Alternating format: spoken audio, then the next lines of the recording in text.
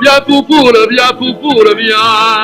Quand j'entends les chansons, ça me rend tout polisson. Ah, bien pour le bien. Emeline Chama, maîtresse occasionnelle du président dictateur assassin 310 Obiang, corrompu et violeur de la Constitution, a essayé de se rendre utile pendant la campagne électorale dans le district de Mongomo-Ulnza, où il a rencontré tout le district de cette province, le district de Akonib, le district de Nsor, le district de Anizo et le district de Mongomo, pour prononcer devant les aficionados du dictateur un discours en fang vernaculaire que nous allons vous résumer.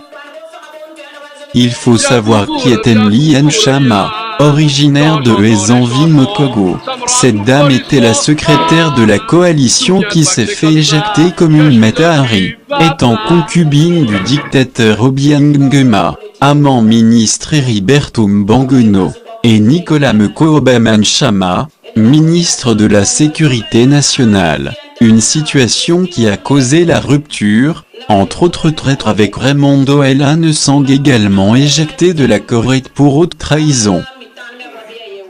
En effet, dès que la Corée a été créée à Paris, les statuts de l'association rédigés par les avocats de la Corée qui s'occupent entre autres du dossier des 310 assassinats d'Obiang, de la torture pratiquée sur des victimes prêtes à témoigner, de la restitution des biens mal acquis aux victimes de la torture et des familles des personnes assassinées. Ces statuts se sont trouvés dans les 48 heures entre les mains du dictateur Obiang Nguema, remis en main propre par Raymond Ndao Elan Sang et Nicolas Obaman Chama, avec un intermédiaire de nationalité gabonaise du nom Rofnay, fait qu'El Raimundo a reconnu.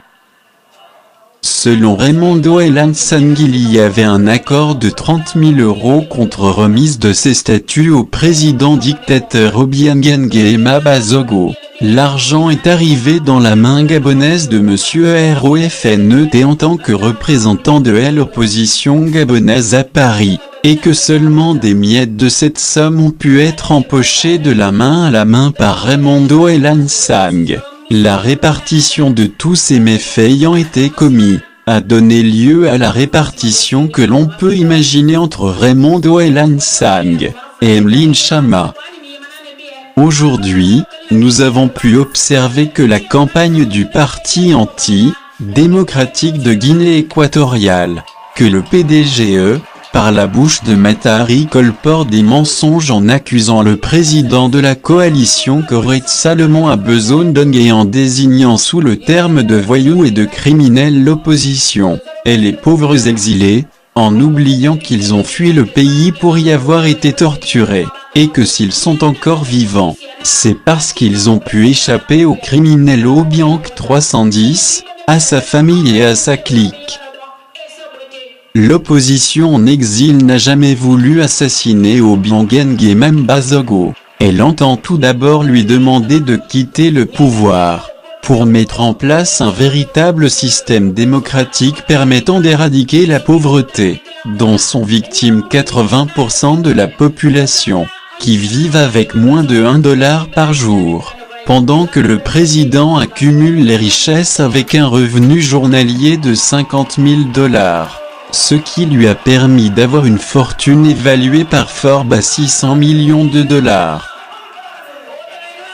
Le président dictateur assassin 310 violeur de la Constitution Obiang a raconté devant ses militants il y a peu de temps que l'opposition avait voulu organiser une table ronde à Genève pour l'assassiner. On rêve.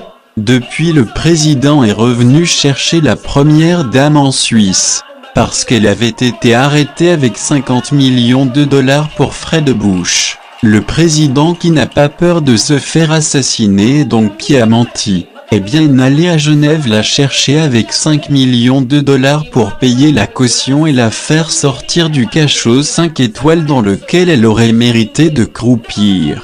Est-ce que le président avait peur de se faire assassiner pour aller chercher la première dame voleuse qui pille les richesses de l'État pour les empiler dans le banque suisse et dans ses maisons sur la Côte d'Azur en France?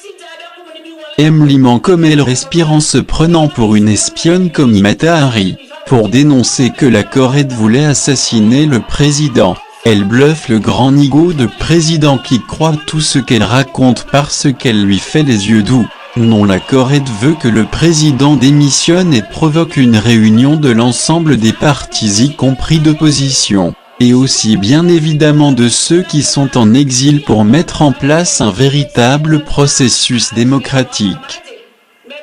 Certes, pour tous les crimes, détournements et tortures en tout genre ajoutés à la corruption, à la violation de la Constitution, il y aura un jour une justice nationale et internationale qui devra s'occuper de tous ceux qui ont participé à ces exactions pour en rendre compte devant un véritable tribunal. La coalition Corée a appelé à la démission du dictateur Obiang qui doit quitter le pouvoir illégalement occupé par un coup d'État le 3 août 1979, soit il y a 37 ans.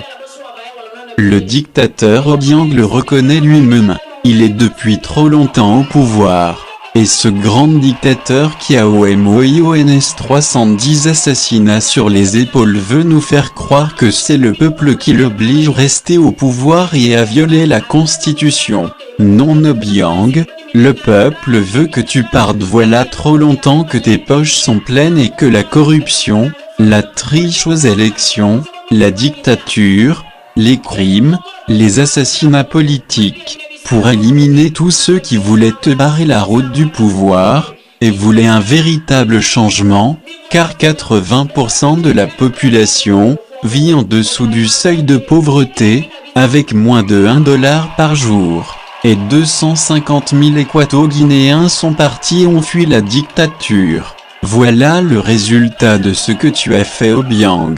Et c'est pour cela que tu dois partir.